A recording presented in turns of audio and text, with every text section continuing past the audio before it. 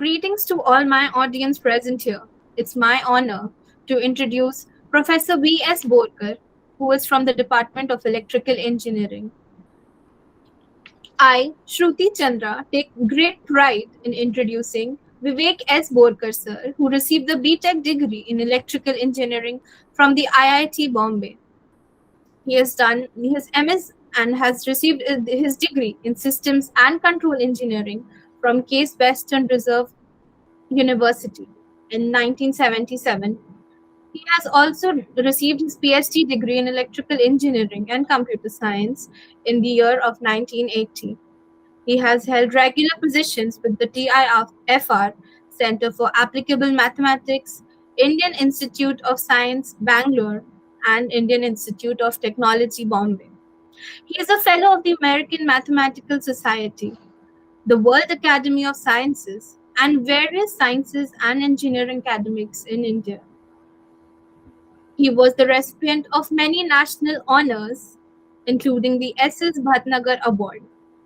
His research interests include control of Markov processes and reinforcement learning.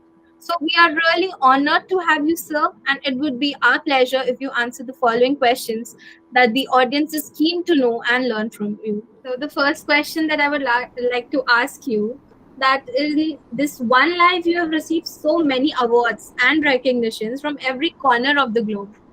So, sir, how did you create your goal and what is your source of inspiration? Actually, this is a tricky question. My goals are often shifting. So I Okay. started out with my thesis was in adaptive control, but then I joined TIFR Center, which is actually a math group. So in fact, I picked up most of my math while being part of a math group, and I started working on more mathematical problems. Then I moved to ISC, back to an engineering department. Then again, I started uh, doing more engineering.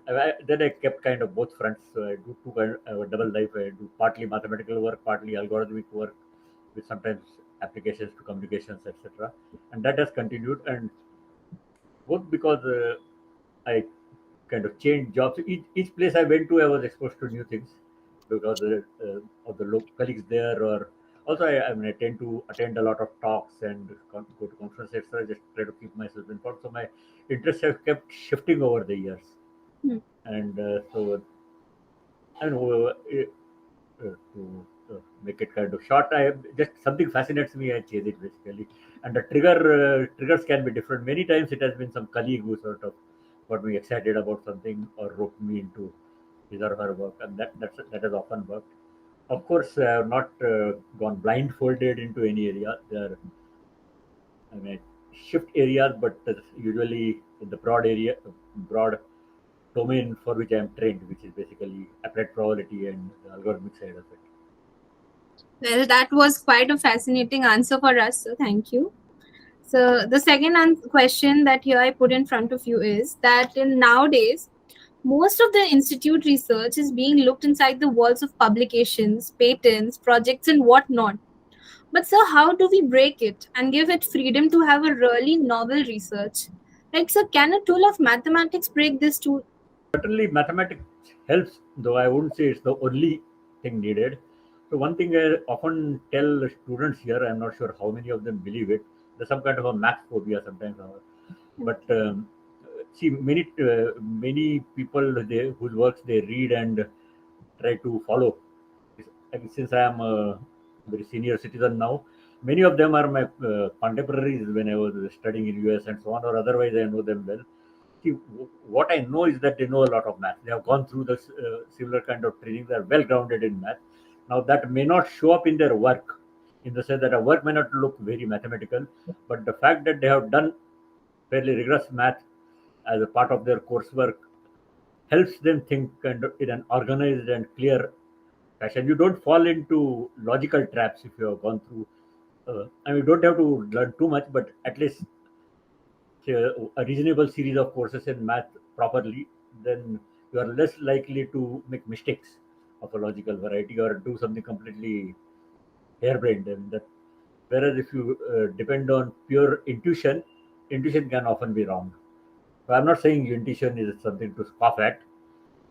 See, you need everything basically. I mean, you need good indication, you need good training in math, and good training in whatever you're doing. I mean, if you are in working on the hardware end, then you need hands-on experience and so on. And depending on your domain area, you need to be trained well. I am in the see engineering. There are kind of two cultures, so to say. There's all this hardware related work where it's hands-on, the classical, where particularly things which deal with, say, generation and management and distribution of energy or material. That's the classical picture of engineering. You do need, I mean, you do need mathematics, but you definitely need a lot more the hands-on experience. But I am on the side where you sort of generate and process and transmit symbols or information, like control communications, industrial engineering, etc. There definitely math plays a major role. You cannot rule it out. Yes, so completely agree to that. So next, I would like to ask you that how to ensure or make amendments in the teaching style so that the students like us feel motivated towards the mathematics or course of the concept. See, yeah, that's one feeling I have about the way their courses are organized, which actually I don't see too many attempts to kind of ameliorate it. That see, uh, I did courses from math department. We were required to take minors. So I took two minors in math and stat, and that's where I picked up a lot of the math in Berkeley. But the most places don't have that much requirement for courses, and few universities do, not all. So, and also the math courses sometimes are, and they're taught by mathematicians for mathematicians, so they are not tuned to your interests or engineering interests. What would be good to have sort of more advanced mathematics? I mean, I don't mean the standard engineering math course that's already there, but some math courses tailored in terms of content and manner of presentation for engineering audience. So, for example, one thing I often draw upon is what's called real analysis. I did that in math department. So, a lot of uh, don't what I learned, I don't use. On the other hand, there are things I use right and left all the time. They were also taught, but may not have been highlighted or emphasized. So these things actually, if you design a course around engineering requirements, it will be different, and that can be taught by engineers or even a friendly mathematician who agrees to teach what you want him to teach, and so on. So that would be a good solution. Though, for example, our department has started a course for MTechs on real analysis because they don't come prepared, and the people in control and communication definitely need it. Whereas our own undergraduates are trained in it, they get a lot of math, but it's not true for people coming from outside for MTech or PhD in IIT. So that course is one example of such a course. I think more such things should be encouraged.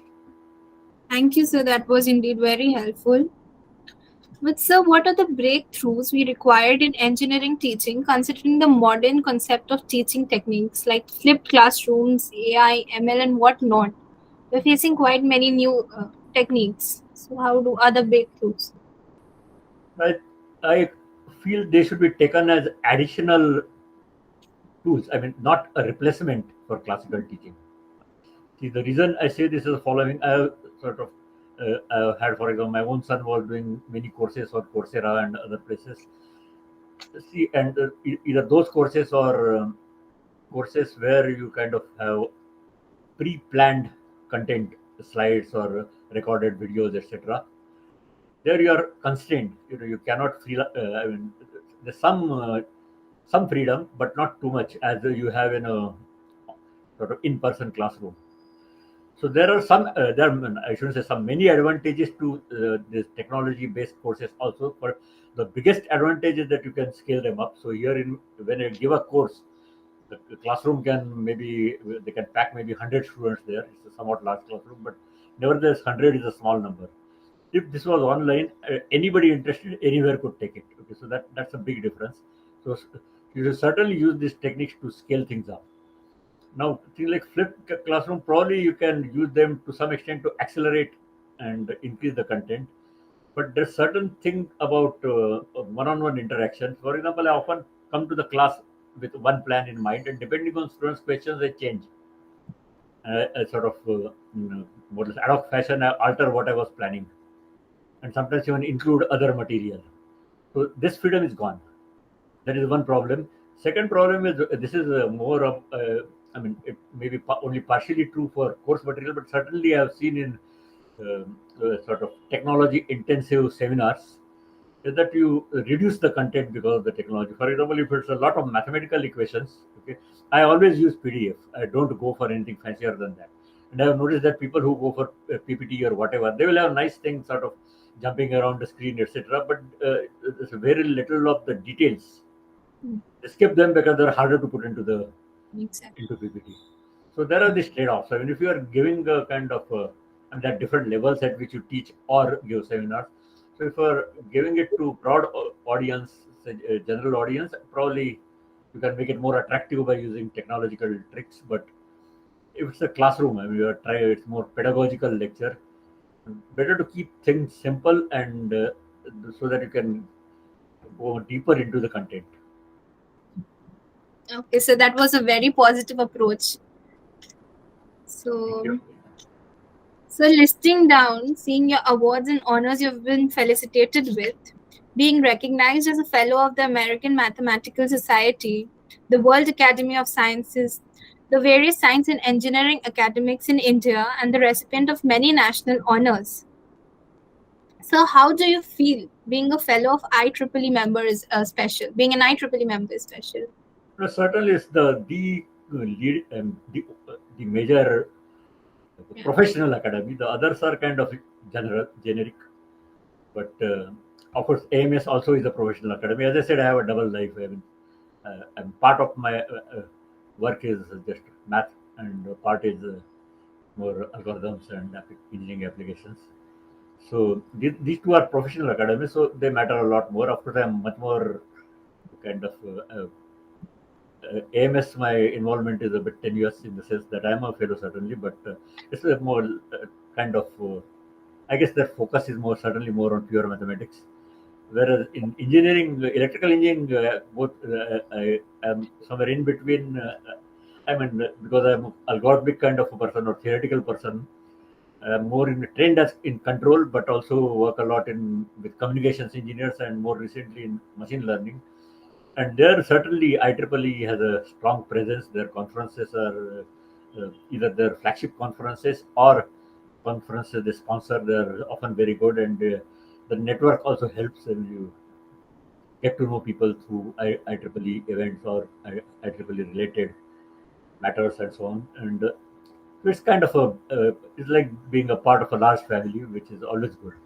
And it's because it is more focused. It's also that the ties are stronger as opposed to say some one of these academies where you have everybody from physicists to mathematicians, chemists, and so on. Then it's much more diffuse.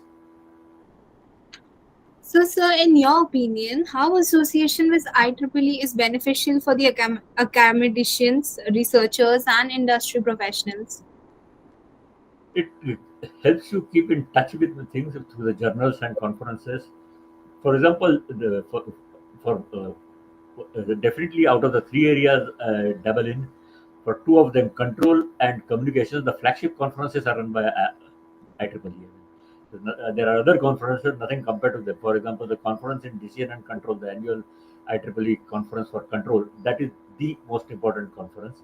Similarly, in communication, there are more than one conference. Communication probably a bigger spectrum. So there is this Infocom and Movicom and Movihawk. I mean, depending on the subdomain you look at, and they're all major conferences, Globecom and so on. So that certainly helps, and they outclass uh, any other conference organizer, professional society. There are of course this other class of conferences which I like, because for one thing they are more homely and smaller number and also cheaper. I must say that. These are university run conferences.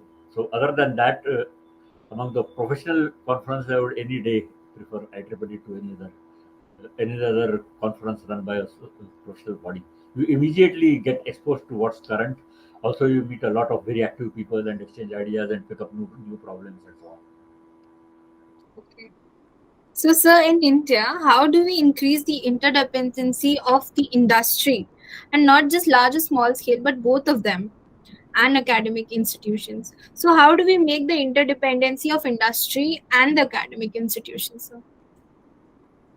So, uh, again, this is a complicated question. One thing is that I have not I have done some industrial work, but not a whole lot. I'm a theoretician, and both by inclination, I just sit in my room and work.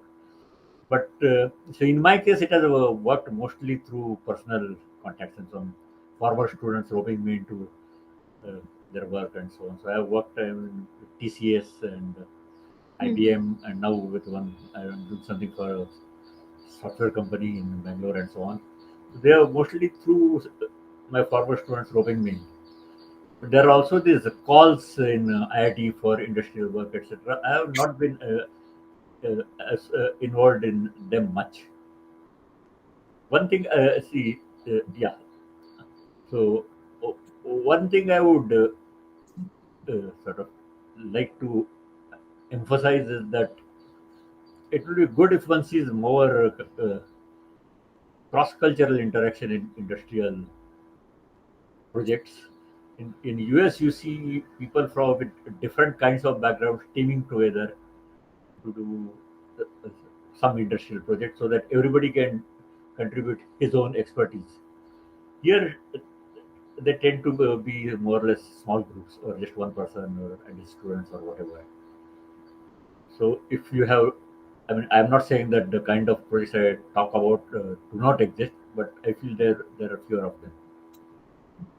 So, if, for example, when I was in TIFR, the Professor Shamsundar used to he involved me in one of his projects. Where he involved a lot of people. So that's the kind of thing which I think is very synergistic, and different people contribute different expertise, and there's kind of a lot of back and forth discussion, which sort of come up with better or newer ideas and so on. So that's yeah.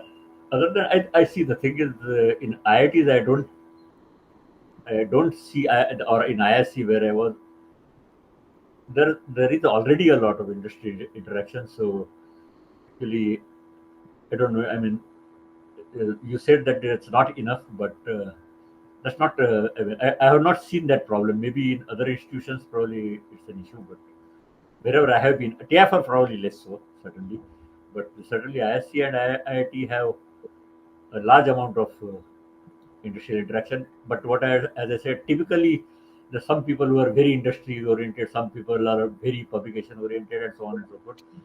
It will be good if they get together because they have to benefit from each other. Okay. That is helpful, sir. So, what is your suggestion to the young professional and academics as they need to handle the teaching as the primary duty and at the same time to carry research as the fundamental need of the society? See, this again it depends on where you are. So Yeah. in issues where I have been, it has not been a big problem. For example, in IIT, typically you teach one course a semester, even in ISC, and so it's not a time commitment which kills you unless you are teaching. There are some these mega classes; those Hmm. tend to be, for example, the math department teaches calculus, which have multiple sections and so on, or electrical, the basic EE course. This can be a non-trivial load, but most courses it's not. So I don't think it's an issue, but I am sure in universities people probably teach two courses a semester, etc., or even more, and so that is an issue. So perhaps see it's a management decision. They should, if the university or the institution wants to promote research, they should make sure that faculty are not overloaded with excessive teaching and so on. And of course, if they want to become only teaching institutes, then it's a non-issue. But those which aspire to have a research agenda and research profile should make sure that people do get enough time. And the other thing I would say is that there's one thing which definitely helps research is to the ability to travel and attend conferences or just travel for sake of collaboration, either nationally or internationally. And many places people don't get either leave or support. That should change. Yeah, they should. I mean, at least in IITs and so on. See, I do feel that our courses are kind of jam packed with information. We can certainly afford. It's more or less done. So I'm not complaining, but I think it should be formalized. We can certainly afford to allow people to just take off for say 2 or 3 weeks, or maybe 3 weeks is a good limit, I guess, per semester. And sometimes they can even arrange for an alternative teacher and so on, so that they can travel, because it's a big deal. I mean, particularly if you go to some leading conference. So it's like when you want to cultivate some sport, if you send them to fight, I mean, you send them for some international tournament, they will initially they will lose, but eventually just the fact that they are competing with the best improve their quality. It's the same in research. You go to leading conferences and see where the world is headed, then it's pointless to say that it's all out on the internet so you can read it. There's too much on the internet, and you don't know what matters and so on. It's your judgment call, and that certainly aided if you go to a good conference or whatever, or to a good place where there are a lot which is very active, and get exposed to a different culture or different emphasis or whatever. Certainly, what's current. One problem which is slowly going away is that we have always been the followers. We look at what appears in published work and then try to sort of catch up or follow. Once you are exposed to the current scene, then we'll also be in the front. I mean, it's happening. I'm not that it's not happening, but it should happen much more than what it is currently. Okay. So, sir, I would like to ask you, now people are taking for the researchers only the already accomplished patents, projects, and everything, as I asked you already. So, how will you see these research publications, ideas are really proliferated in the society, and are they beneficial for a common man for right now, using the patents, the projects which are already there, already existing there? I'm not sure if I understood your question, but if you're complaining about the proliferation of publications, etc., that is kind of aided by the evaluation criteria. So people promotions and so on depend on that. So you're pressurized to publish. See, I personally do not believe in just these numerical indices. There are this H index and I don't know what is the impact factor. So they're misleading for various reasons, because something can get cited for multiple reasons, or and not necessarily because it's great work. And secondly, uh, see, this is the kind of pyramid is always narrower at the top. So things which are easier, certainly certain areas I work in, the people who have the highest H indices are the people who are doing the simpler stuff, just taking something off the shelf and plugging it in some problem. Because there's a much larger community. See, that's a simple reason they have a lot more citations and publications, and also because it's much easier to do that. So it's a tricky thing, and it's not that these things carry no information, but there's no replacement for human judgment in these matters. And I feel all this whatever evaluation should be based on proper peer review. The peer review can also be messed up with. So see, it's a difficult problem. I don't want to say that I have some kind of universal remedy for everything, but in better institution like for example TFR or ISC, where I have seen peer review done meticulously, and works beautifully, but it's not always easy to get good referees, to get them to respond and so on. Okay. So that will reduce the pressure to publish like crazy. So I mean, you should look more at the content than just the numbers. Okay, sir, I get that. Thank you so much for this. Was quite an informative session for both our audience, for me personally, for everybody who will see this video. So thank you so much for being present with us, sir. Thank you for sparing your time. Okay, thanks a lot. It was a great pleasure for me to be part of this. Yeah, Yes. I'm very fond of IEEE, so